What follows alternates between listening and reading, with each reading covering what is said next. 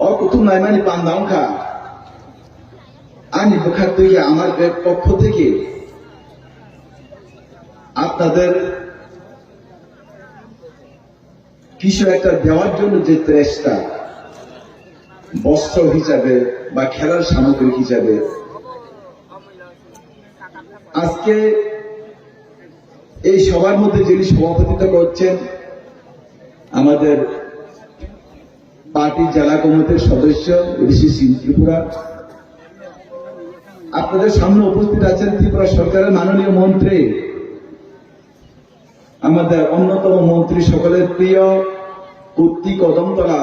কেন্দ্রের বিধায়ক তথা রাজ্যের সরকারের মন্ত্রী, আমাদের অভিভাবক টিঙ্কু রায় মহোদয়, উপস্থিত জনজাতি নেতৃত্ব রবীন্দ্র রিয়াং, করোনা রিয়াং, সংখ্যালঘু মোর্চা জেলা সভাপতি রাজ্জান বাচ্চা মহোদয় এবং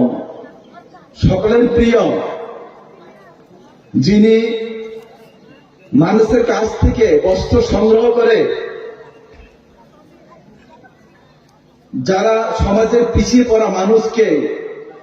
যিনি 5 বছর যাবৎ যিনি বস্ত্র বিতরণ করে আছেন, আপনাদের সামনে যিনি বক্তৃতা দিয়ে গেছেন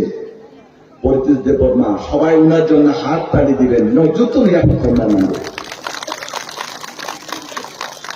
পরিতোষ দেববর্মার দীর্ঘ 5 বছর মহিনায় কিসা তংনাই বড় থানে রি না ওই নাই যারা কিসা করে বড় ন রি কিসা আমরা থুমই নাই নিজের পয়সা খামই নাই সাপুং সাপুং সামনো হাই জায়গা রব আমবাসা হাই জায়গা রব করমসা হাই জায়গা রব যে রি মা কান্যা মা চুন্যানো রি বাংলা কাইসা বরফসি পরিতোষ দেববর্মা তাই নয় বিশাখানো কমচিনি এই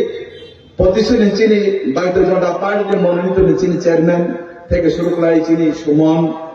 এবং বাপ্পি রুপিনী থেকে শুরু করে নাই জগৎ মন্ত্রী শুরু করে নাই প্রিন্ট মিডিয়া, ইলেকট্রনিক মিডিয়া, আরক্ষা প্রশাসন থেকে শুরু করে বাজারে যারা ঘোরাফেরা করছেন, ক্রেতা বিক্রেতা থেকে শুরু করে যারা মাইকের মাধ্যমে আমার ঘরে বসে আমার বক্তব্য শুনছেন, তাদের সকলকে আমার প্রণাম এবং শতকোটি প্রণাম জানাচ্ছি। তাগুতের ভোগসম বিস্তারিতভাবে বর্তমানে রাজ্যের রাজনীতির পরিস্থিতি আপনাদের সামনে তুলে ধরেছেন। আমি আপনাদের কাছে বেশি সময় নেব না। বর্তমানে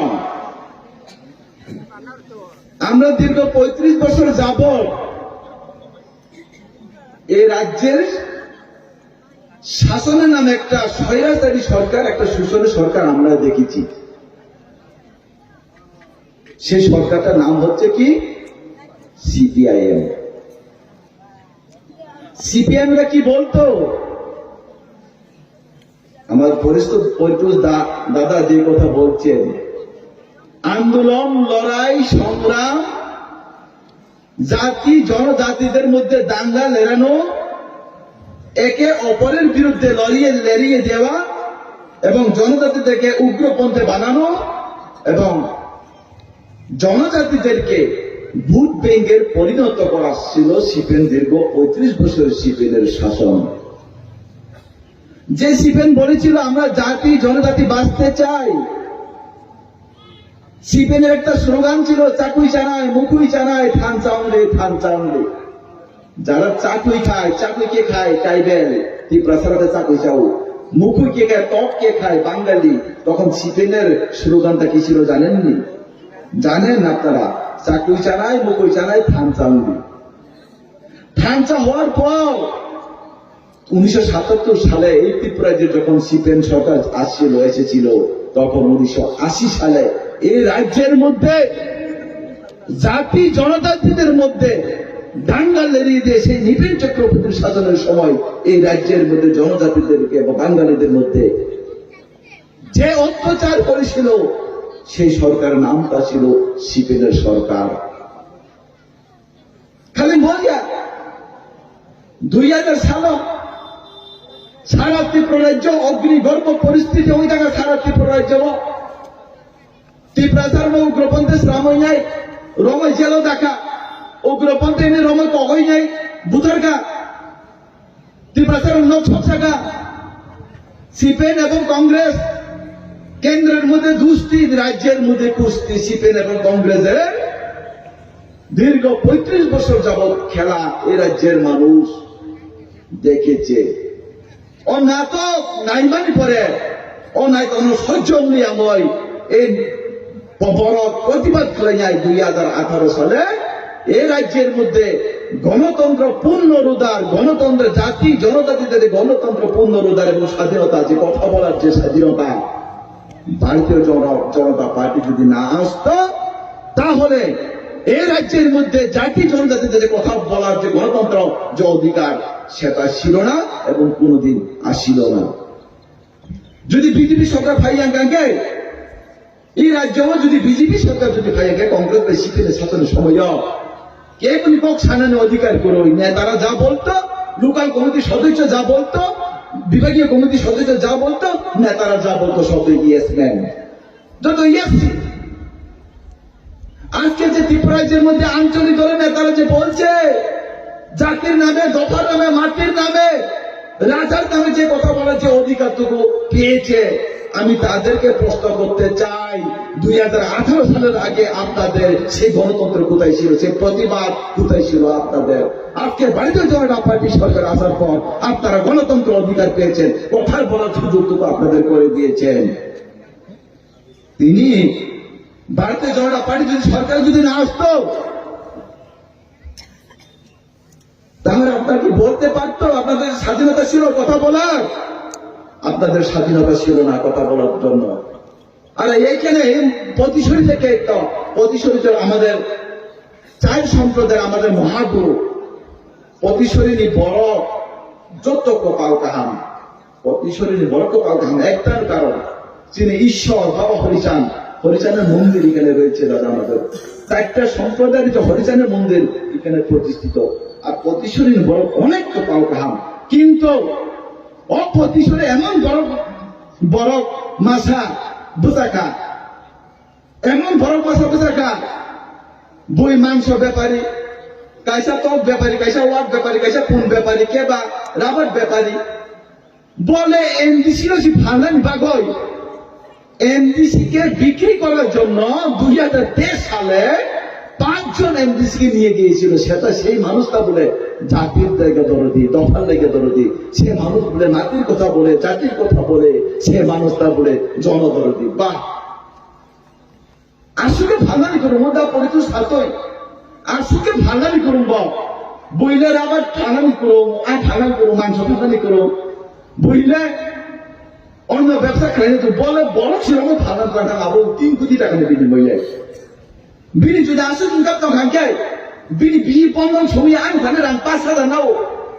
বিগ বন্ধন শুনানি বাগল 5,000 রাং নাও তখন। আর বসিতাবু জাতির নেতা, বসিতাবু দোকানি নেতা, বসিতাবু বাহ ত্রিপুরাজ্যের মধ্যে কি মহান। আমি পেদাল যাত্রা করে এসেছি 2,500 কিলোমিটার, আর ওনার সাথে যারা পেদাল যাত্রা করে এসেছিল আজকে আমাদের সাথে ভারতীয় জনতা পার্টিতে, আজকে আমাদের সাথে। কারণ আমরা যখন প্রশ্ন করি,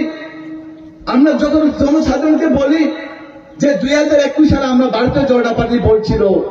যদি আমরা এবিসিতে সরকারের ক্ষমতাতে আসে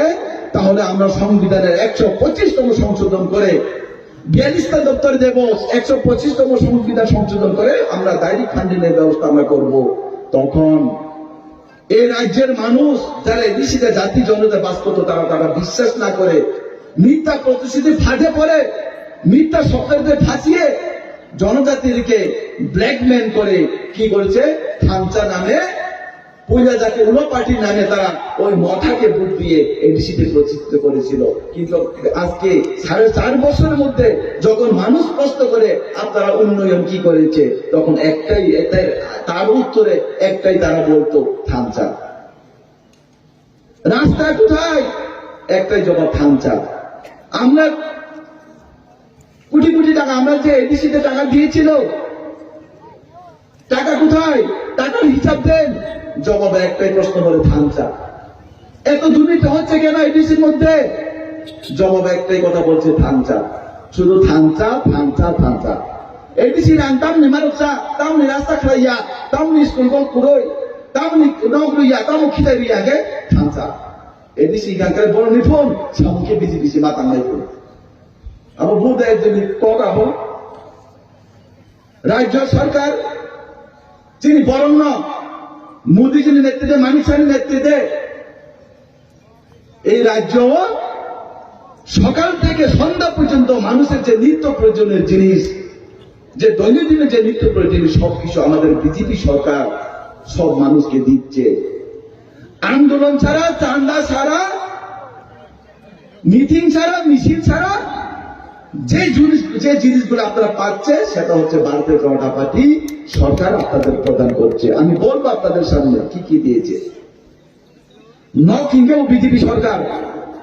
আপনার ঘরের জন্য আপনারা আন্দোলন করতে হয়নি, চাঁদা করতে হয়নি, রাস্তার জন্য আপনারা আন্দোলন করতে হয়নি, চাঁদা করতে হয়নি,